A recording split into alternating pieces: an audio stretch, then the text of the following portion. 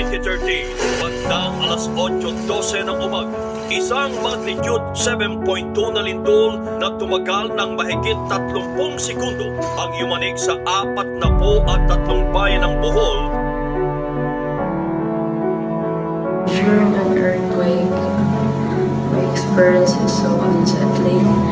That earthquake might feel like a strange and unfamiliar game I can't fully understand because I was only 7 years old when it happened.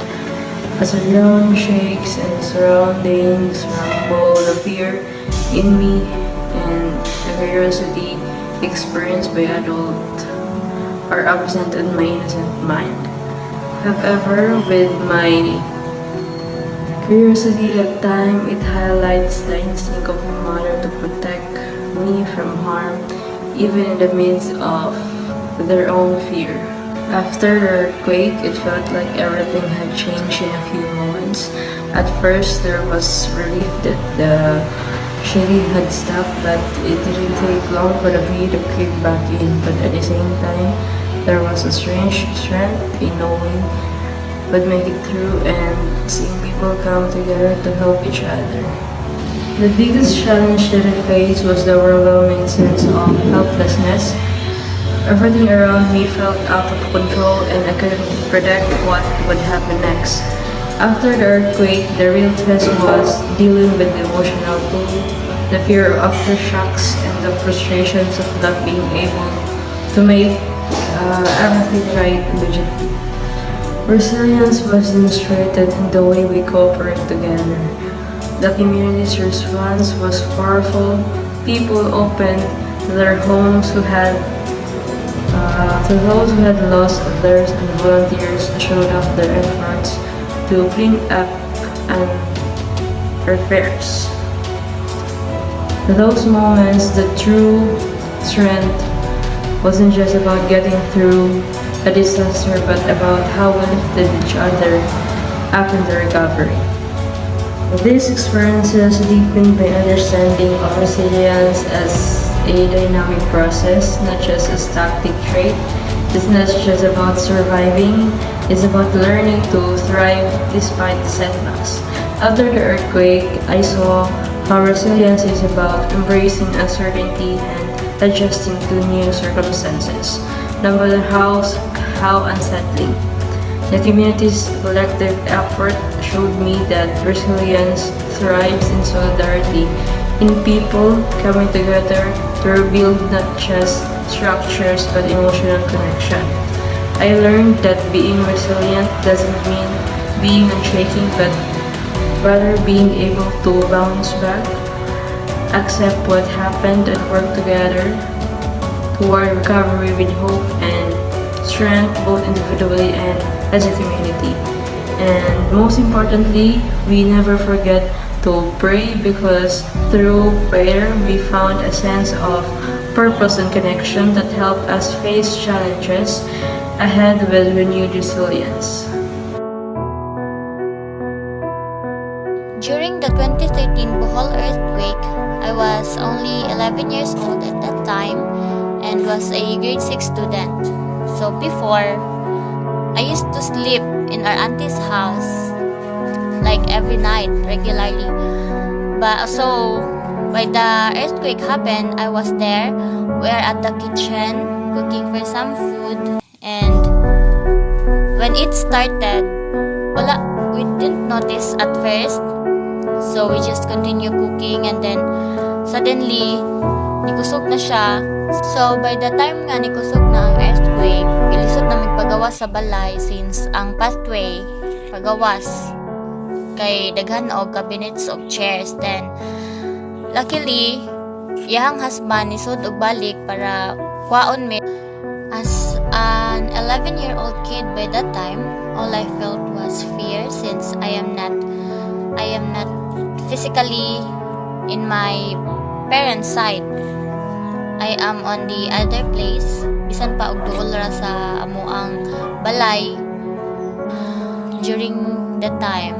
So I can say like normal lang siya para ma-feel aftermath or after sa earthquake, since kanang mao toy first time nga kanang naka-experience ko or kitang tanan or kami nga ngadto ka kusog. That happened or after that disaster, we faced a lot of challenges, Jude. Like kanang especially sa amuang property or sa balay, imbes kay maupay pag-ayo na guba na sad balik, then kanang ang money nga gispend na sayang ra. Tapos on that day sad or after adto, like we're having a hard time because of that earthquake or that disaster. We lack of proper supplies, then like mga basic needs, since ato po nga time is kanang mga hoard ang mga tao mga kanang some amenities jud nga magamit daily, then proper shelter since dili kapuy-an ang balay kinaguba, then we don't have any choice but to sleep outside. Atong nay like small nga kanang payag-payag, then not only us who sleep there but also our auntie. The community helped us recover by means of providing some basic necessities or basic needs they can for daily use, then help us slowly to stand again, and that's how they help us during that time.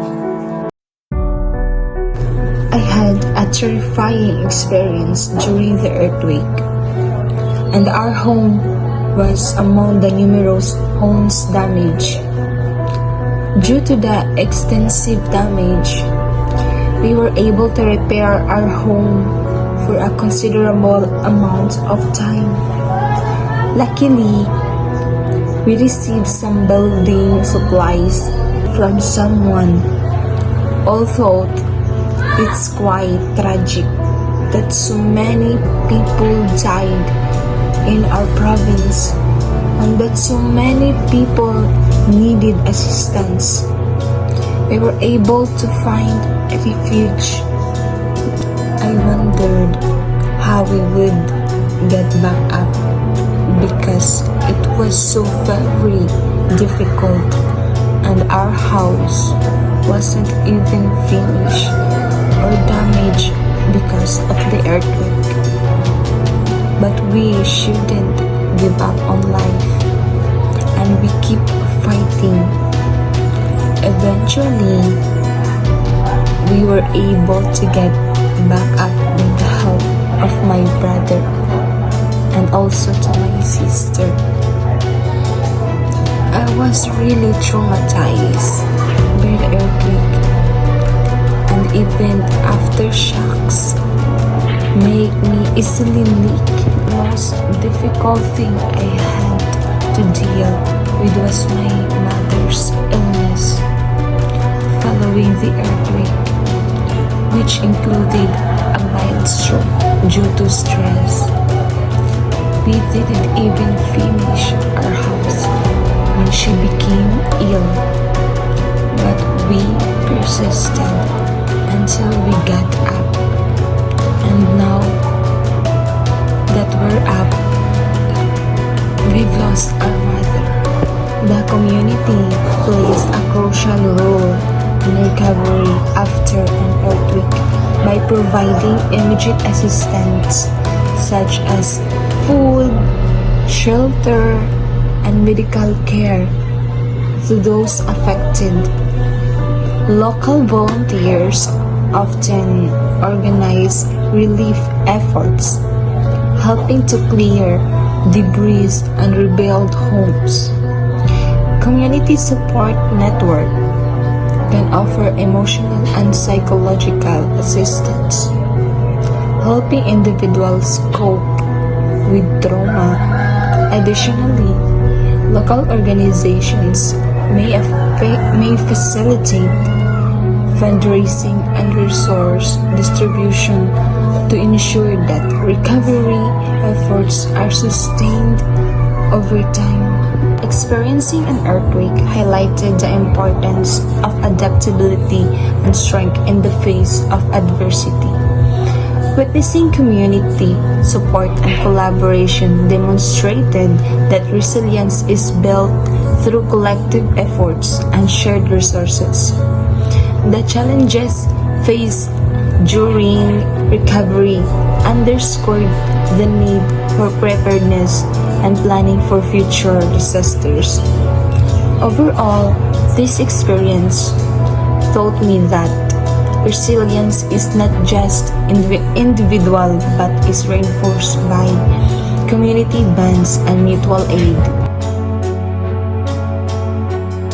Last October 15, 2013 was one of the most unforgettable days of my life. It was my first experience with a 7.2 magnitude earthquake. Thankfully, it was a holiday and I was playing with my cousin outside our house when the earthquake occurred. We later heard a loud bang followed by the shaking of the land. We are terrified and don't know what to do because we are unaware of what is going on. Fortunately, my uncle runs toward us and hugs us so that we don't fall to the ground.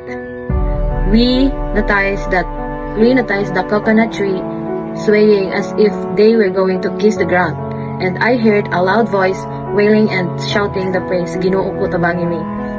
I instantly prayed to God that the earthquake would stop so that I can return home. I am concerned with my sister who is still sleeping at that time. And my brother is happy while watching the swinging coconut tree, unaware that it could be in danger to our lives. When the earthquake ends, I return home and have breakfast while experiencing the aftershocks of the earthquake. I am grateful to our Almighty Father that my family and loved ones are all safe and our house still intact. Was physically fine, but I was emotionally scared because it was a strong earthquake, especially after hearing that the fault line was in Loon. I was traumatized by the earthquake in our area and how much in the people in Loon experienced since they were the epicenter of the earthquake. The biggest challenge I encountered was a shortage of water and electricity. And I believe that people are in a panic buying at grocery store because they are afraid of running out of food, especially because a storm named Yolanda is expected to hit Bohol in a few weeks' time. I think our community have shown resilience by helping each other and smiling even after a big earthquake. It's shaped by understanding of resilience by helping each other and understanding the positive attitude we should show even in the biggest problem. I believe that resilience having a subjective definition based on our personal experience.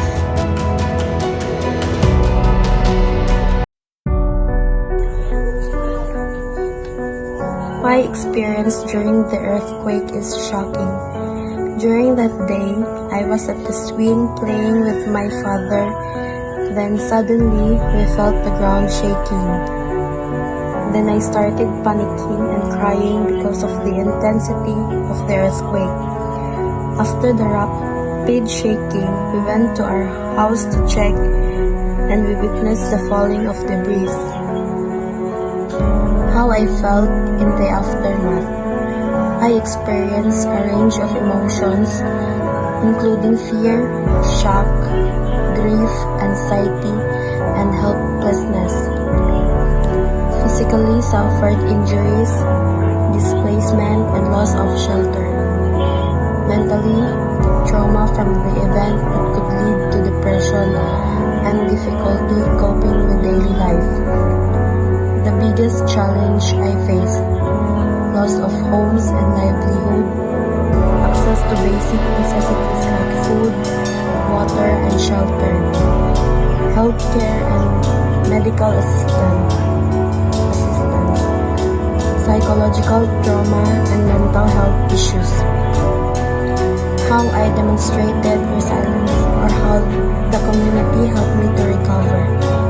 First is community support, government aid, NGO assistance,